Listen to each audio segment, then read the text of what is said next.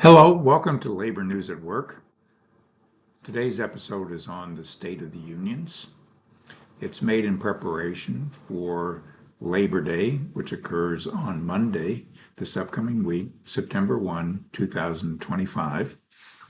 It's a day in which we honor working Americans as well as the unions that represent them. I'm Merrick Masters, professor of business, commentator, podcaster, and author. You can find me at my email address and on my YouTube channel.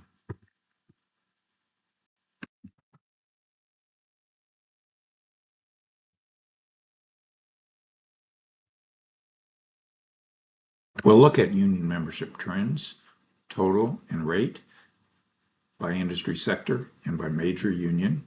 Also look at trends in total union membership and international unions' net assets. We'll look at major strikes, historical, and those that have occurred so far this year in the months of January through July.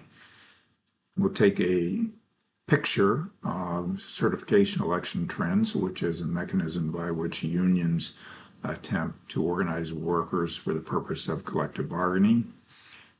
We'll feature the union win rate and the number of employees involved in bargaining units that held elections during the years between 2014 and 2024. We'll also review the status of the National Labor Relations Board and the recent nominees of President Trump to the board to give it a quorum so it can conduct business and render decisions.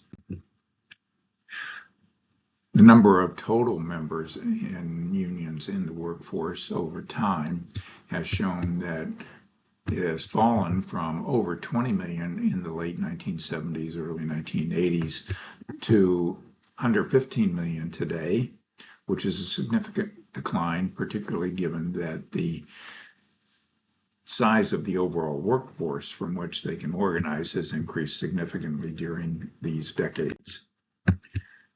Membership rate by major industry sector.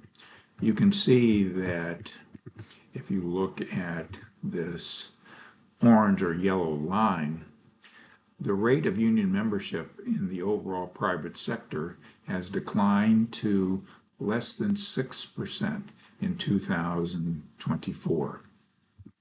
In the overall economy, our workforce, the rate of union membership has declined to less than 10%.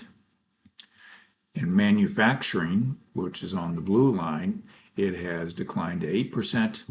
In the public sector, it's held steady above 30%, but is at 32.8% now, which is slightly less than it has been over the past several years.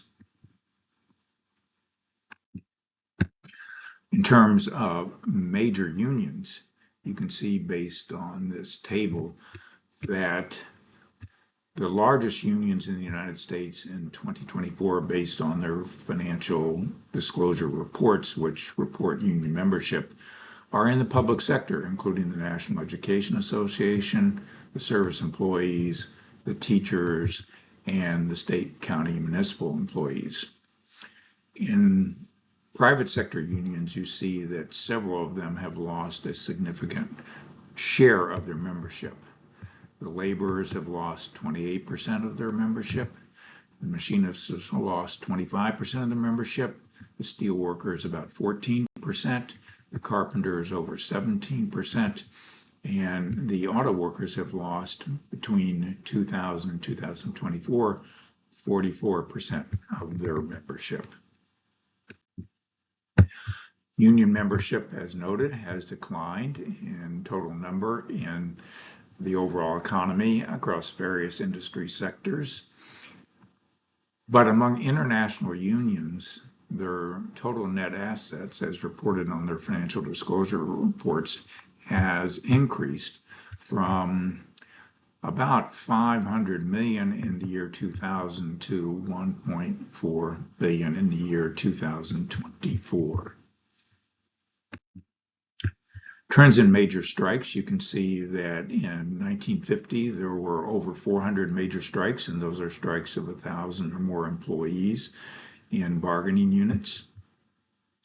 In 1970 there were over 350 major strikes, but the number has plummeted over time, falling to just a handful each year really over the past few decades. Here's a table on the number of strikes which have occurred in the months between January and July of this year.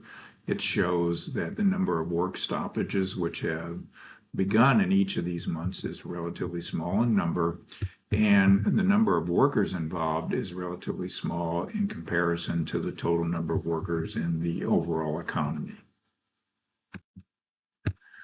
In terms of National Labor Relations Board certification elections to recognize unions for purposes of collective bargaining, between 2014 and 2024 in these selected years, you can see that in 2014 there were over 1,200 elections occurred. In each of these 3 years reported, unions win a majority, over 2/3 of the elections that are held, but the number of workers involved are relatively small in comparison to the overall size of the workforce.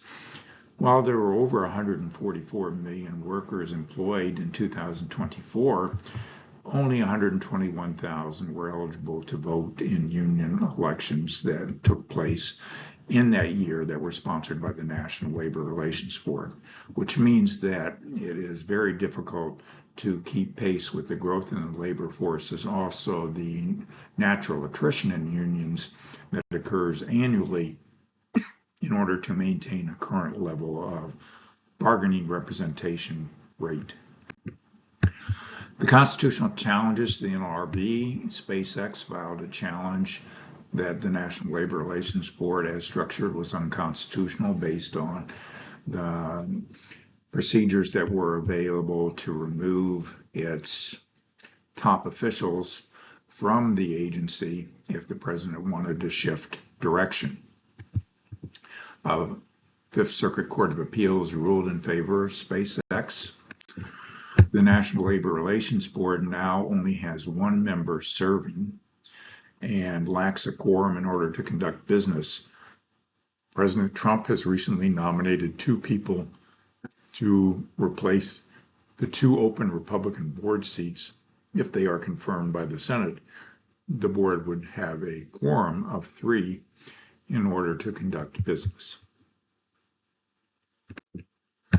Eric Masters, here's a little bit about me. I hope you've enjoyed this presentation. Stay tuned for more episodes of Labor News at Work, and have a happy Labor Day. Thank you and good day.